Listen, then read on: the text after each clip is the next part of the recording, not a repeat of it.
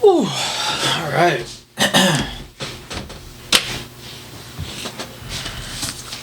Is this thing on? Is this thing on? Yo, yo, yo, yo. All right. So hopefully this looks good. If not, it doesn't really matter. But I am going to take a call with a referral that I got from my media guy. So, but, okay. Live, okay.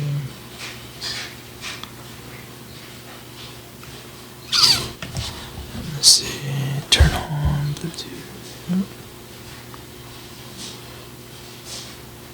I see. So I'm already recording, that's why. Alright, no worries. Hopefully you guys can hear me there. If not, I can't even see myself. I probably, give me a second.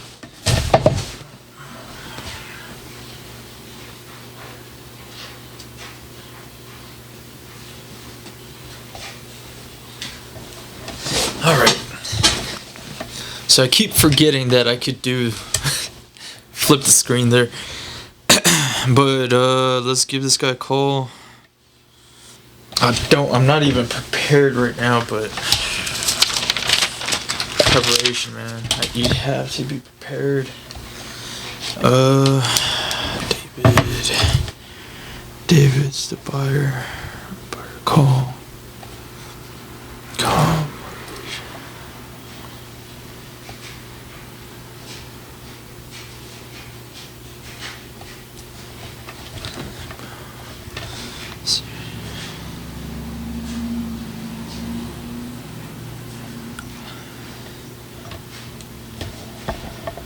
Alright, so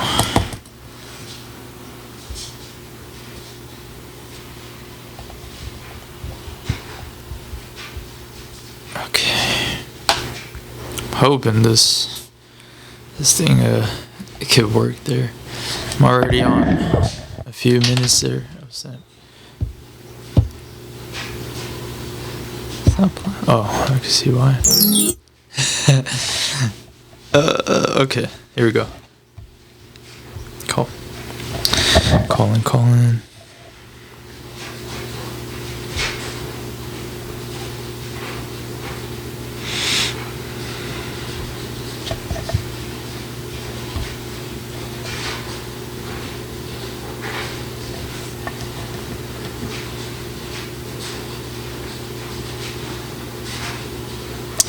Calling, I don't understand why it's not ringing. Let's see, let's put it on speaker.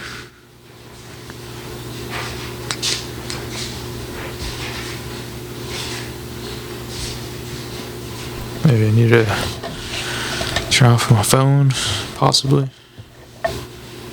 Okay.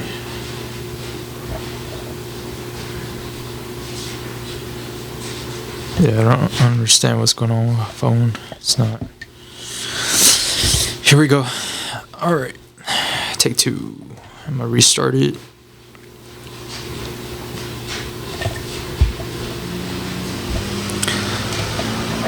Alright.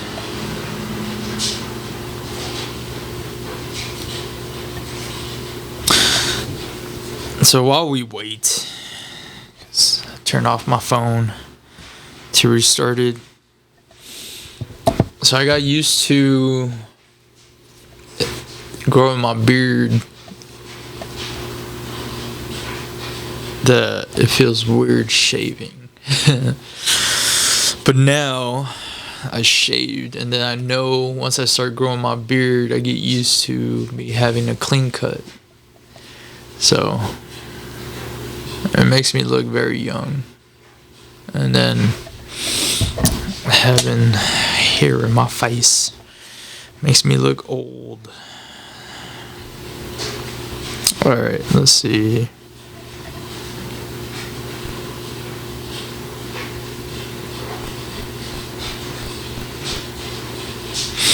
Okay, let's make this call. There we go. There we go. All we needed was a little restart.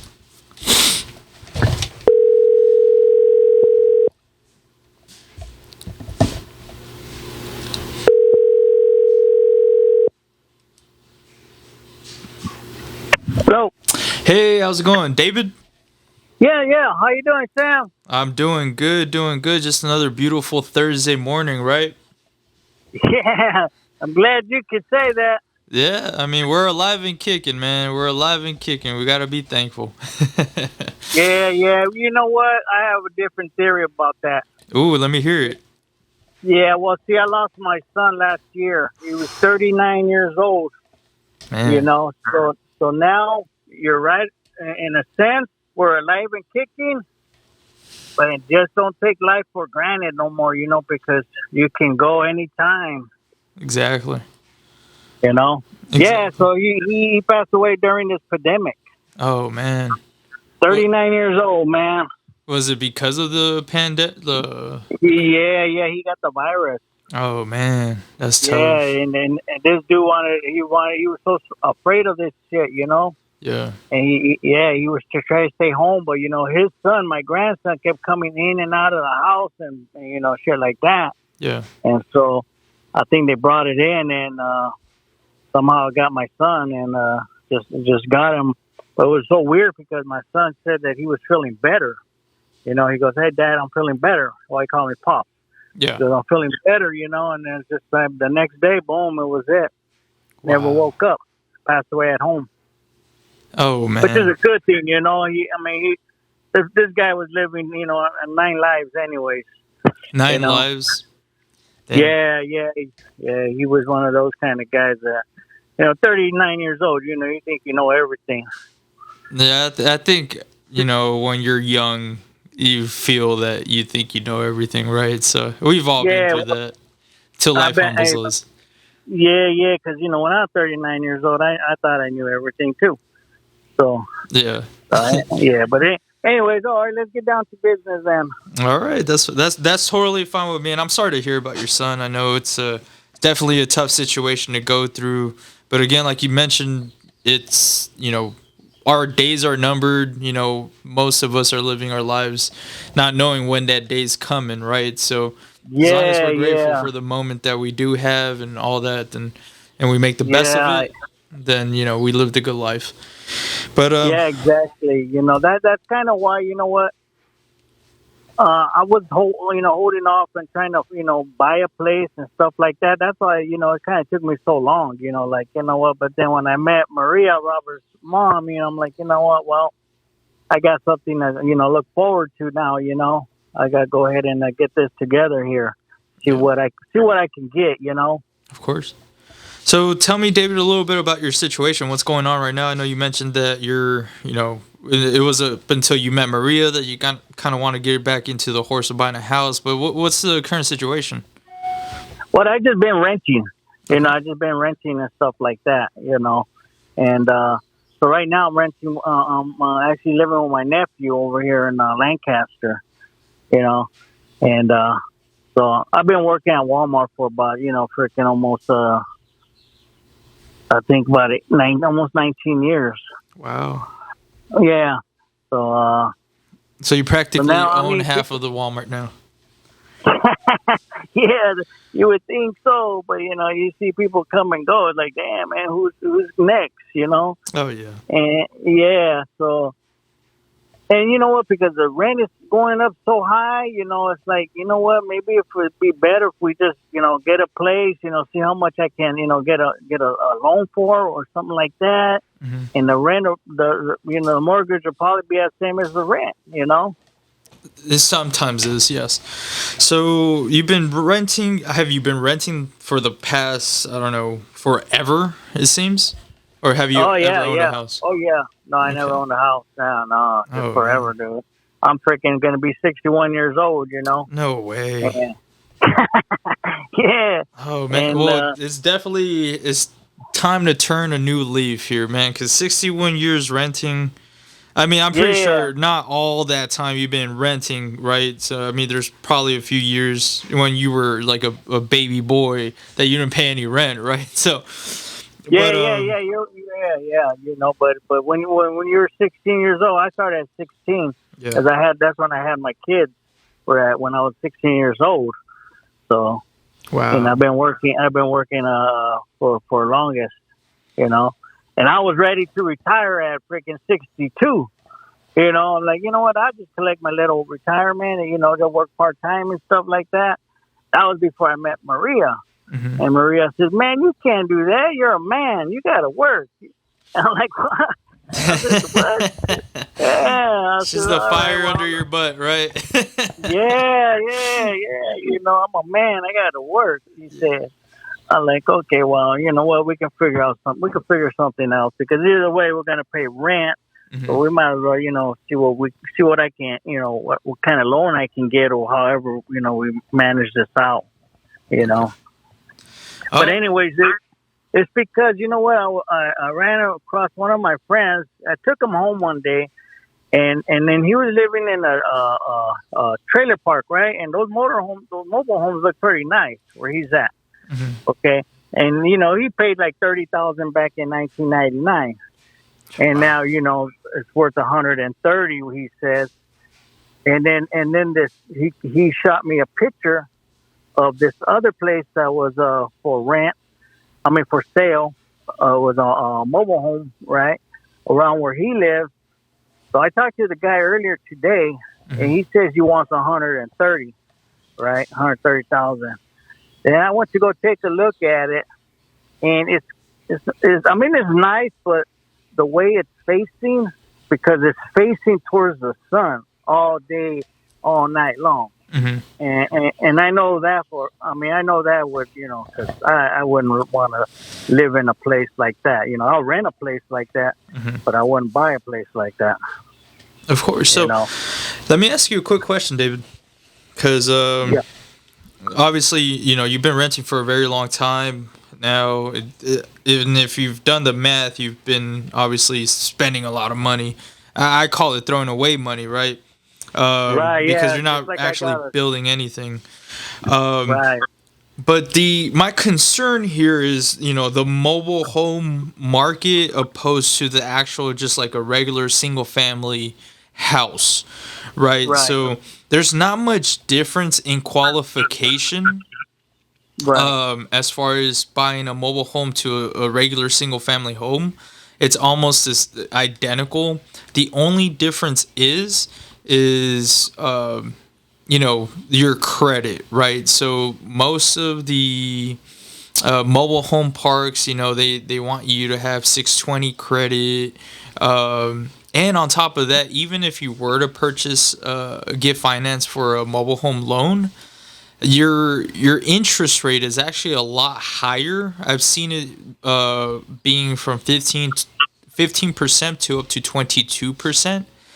Wow. And Yeah. and if you do the math, like let's say, yeah, the mobile home costs right now 130,000, right? And you multiply the interest rate at the end of the loan, you're looking at about like $360,000 that you paid for that mobile home at the end, right? Now, Right. Yeah. you know, now opposed to, a regular single family home like, in Palmdale, Lancaster, what have you, Roseman, Mojave, California City, it doesn't matter the location. But let's say a home costs you around 400,000 now, at the end of the term, interest rates being still pretty low. They're going up right now, but they're still pretty low. At the end of the term, you're not spending like triple the amount of the home, right? And you could always pull out the equity on the property at any given time. Now, mobile homes, you're always renting still, even if you pay it off, you're still renting Right. the space, and that rent does Spot, go up, right. right? Yeah. So, shoot, I mean, if you look at the mobile homes out in like Orange County, if you see the rental spaces, like rental space 1,500, and I'm just like, what? That's insane. That's just for the space itself. Exactly. And imagine like, 30, 40, 50 years ago in that same like location, the rental space was like $200, $300. So what does that tell us? That tells us at any given time when the population increases, obviously the rental space is going to increase. I mean, you've seen it. Right. You've seen the rents go up. Yeah. Oh, yeah. So Right. I don't Yeah. have to educate you too much on that part. So I mean, we can try to go out to to get you that mobile home, but I'm telling you right now, that's my concern. That you're always going to be paying rent regardless of whether you own the mobile home or not. And on top of that, most mobile home parks out here do not let you, move your mobile home. Once you purchase that mobile home, like, and you pay it off completely, let's just assume you won the lottery and you Yeah. pay it off, right? And you want to move it to a piece of property that you bought, like they're not going to allow you to do that. So it's No. Yeah. No. Those things are. I've seen them. They're like stuck there. yeah. So, but again, I guess that's why this one guy is selling his. He's probably figuring out that, hey, I can't do that. yeah. Yeah, but it was just an idea. Mhm. Because like I said, I mean, I'm not really interested in a mobile home. Mhm. I'm interested in just trying to get what I can afford. Okay. And either probably Maria likes Palmdale because that's where she was where she was living at. To me it doesn't matter Palmdale or Lancaster. We work in Lancaster. Okay. You know. All right then. And a quick question, David. Do you know how your credit is right now? It's when I check on my bank, it's 770. Oh wow. Actually, one of my credit cards, I think it was Citibank. It's 770. What I have. See, I was waiting actually to pay off my loans Mhm. because I got one credit card. Or right now it's like $14,000. Yeah. Right, and I have my Citibank loan is $5,000, Okay. and I got another loan from I forgot which one this one is. It's pretty much my credit cards. Is I think pretty close to $5,000 too. So yeah, that's almost like $20,000 and just debt of loans. Mhm. My credit card. What's your minimum payment on each one? I think one of them like this one's like minimum 75. That's for $5,000. Okay, and then my credit card, the one that's 14,000, that's like 300 and some dollars. 300 minimum. Yeah, Okay. 300, and then the other one like $75, so $5,000 one. So those are the only three you have at the moment. Yeah, that was Okay. the only three. Yeah, And do you have any car payments? Any other loans? no, No. no car payments, no. So give me one second. Let me do the math right now. And how much do you make of monthly gross income, not including taxes, not after taxes, so before taxes? Before taxes, it's let me see, about maybe about I think it's about 3,000. Okay. Yeah, not very much. I think it's like after taxes is 11, so maybe about 13 every 2 weeks, so maybe 2,600 every month. Yeah. So no, I care more about the gross than what you get paid on taxes. So that's not what the lender's gonna look at. He's gonna look at what you make before taxes. So if you make Yeah, $3,000 a month minus your 450 that you pay in your credit card debt, so Yeah, that gives right. us with 2,550. So now we got to divide that by 56%. So give me a second here. So realistically speaking, you could afford a payment of $1,428. Yeah, that's what I was kind of, maybe like 1,200 something like that. But you're going to realistically. I was just Yeah, kind so of like rounding it off. So I'm using the formula that they use to pre-qualify someone, right? So now pre-qualification is different than pre-approval. Okay, so Right. once we get you to talk to a lender, then they're gonna be able to pre-approve you at a certain amount. Now, with Okay. 1428 being your right now your pre-qualification, and this is a rough estimate. This is not like set in Yeah, I stone. got you. Again, the lender's the one that's gonna say, "Hey, David, you qualify for a monthly payment of X." Right? Right. That's the number that we're gonna use from now on. But Right. as a monthly payment, I think I can get you guys in like a house in Lancaster or Rosamond with that with that type of monthly payment. So Yeah. depending on the house, what are you guys looking as far as purchasing like a 2 bedroom, 1 bedroom, 3 bedroom, 20 No, bedrooms? I actually a two bedroom, and if with the two bathrooms would be, I mean, the pretty much the minimum. Okay. Now, does it have to be? Can you do a condo, townhome, or what do you what do you see Well, what yourself in? what I need is a garage. Garage needs a So, garage. so that's what I actually need because I do work on cars. That's where I would make my little extra money if I had to. Or my cars actually I got freaking four cars. You know.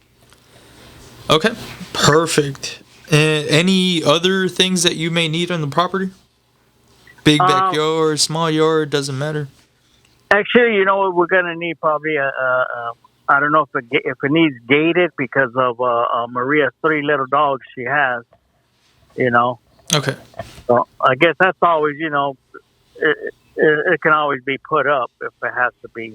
Yeah. But I mean, I guess as long as it has, you know, a garage mainly, and I guess Okay. the yards really don't make a difference. Just a small yard would be fine. Whichever comes with it. Okay. So, David, quick question. So, if I were to find you this 2 bedroom, 2 bathroom house with a garage, and it makes sense to you, would you be ready to go look at it this weekend? Yeah, Okay. yeah. And I I only guess say that this weekend because it'll probably take from today and tomorrow to get you pre-approved. So once we get that pre-approval, I know by Saturday we can go out and look at houses, right? So, but I will tell you this: the fastest, the faster you can get the documents to the lender, the faster Right. we can get that pre-approval, right? So if you take like a week to get those documents, then it'll take a week for us to get you that pre-approval, okay? So Right, we could right, only right. move as fast as you move, and I say that with the utmost respect, right? Oh no, Because it's I true. got you. Yeah, All right, yeah. so now I pretty much have everything here, David. I mean, do you have any questions for me? Just what I think I'd rather say the farthest I would go is Lancaster. Okay. I don't think Rosemont might be a little bit too far. Okay. Because I do have a younger son out in the valley, hmm and I don't want him to be driving too far out this way. Okay. Yeah, no worries. I definitely understand. Now, have you seen like the difference in timelines between Roseman and Lancaster? I think. Well, I think it's about about 20 minutes or so. About 20 minutes, yeah. Yeah. But no, Yeah. I definitely hear loud and clear here. So I will do everything within my, whatever I can do to get you to stay in between Lancaster and Palmdale. Okay. Yeah. Uh, If worse comes to worse, then I guess that'd be the worst. Rosemont. well, And, no. to work. Realistically speaking, the worst will stay continue renting, right? That will be the Yeah. worst, right? So. Yeah. Yeah. Exactly. Right. But yeah, in case the I guess the mid grade would be like okay, Roseman will have to be the mid grade, but essentially the best case scenario for you guys will be to stay in town in Lancaster and Palmdale, Yeah. Yeah. It's better for our job.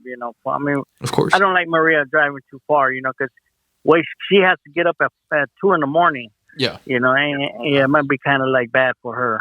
Okay.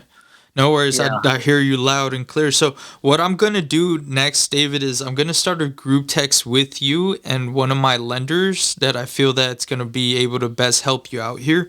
And if you have any questions as far as like the homes and real estate, you can text me there for now. But right now, the next step will get you to get pre-approved with a lender. Okay, so All right. his name is Joseph Fernando, and I'm gonna send you his information too. That way you know who's calling. Okay.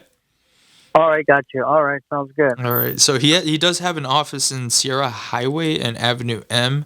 So most likely he'll have you come in and give those documents in. Okay. Oh, okay. All right, sounds good. All right. Do you have any other questions for me? No, Sam. That I think that kind of get the ball rolling. Okay, perfect. Now, I guess I do have one last question that I kind of forgot. So, but you did mention if we could get you pre-approved and going, you're ready to start the process early.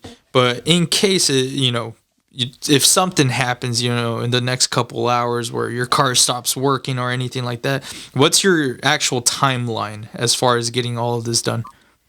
Okay. What I do, I work overnight. Okay, so I get home 7 in the morning, and then I go to sleep maybe about 1 in the afternoon.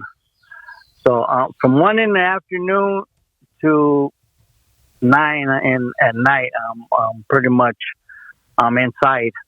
Let's just say from 8 to about 8 a.m. to about 1 p.m. Okay. I'll be okay. That'll be just say Monday through Thursday, and then Friday I'm off. So anytime on Friday. Friday's off. Okay, perfect. Alrighty then. So I'm gonna go ahead and start the process for you right now. I'm texting Joseph, and then we'll get you going. All right. All right, sounds good, Sam. You got it, David. So if you have any questions, please don't hesitate to give me a call or text me. Okay. All right, got it, buddy. All right then, brother. You enjoy man, the great rest of your day. Okay. All right, man. Thanks. All right. You too. Thank you. Bye now. Bye. All right. So I don't know how many minutes I got there, but hopefully that call went well. Another buyer, right? Normally, when you do get your real estate license out here in California, I'm pretty sure anywhere else in the United States, but I'm licensed here in California. I do want to say that it does say that our fiduciary responsibility or job title is to find a ready, willing, and able buyer to purchase a property, right? So therefore, this is a buyer who's ready, willing, and able right now, right? So he crossed out the 3 things, so he's ready to go.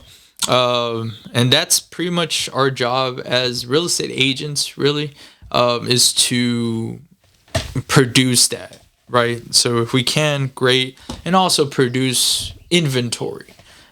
Because what's demand without supply, and what's supply without demand, right? So, anyways, I'm gonna get to work, send this over to Joseph, and get that going. And I'm gonna post this up. I probably won't edit it, so forgive me in advance for being lazy, because I don't want to learn how to edit right now. I feel like I could hire somebody to do so. But yeah, anyways, I'm done with this, and I'm actually pause it up there.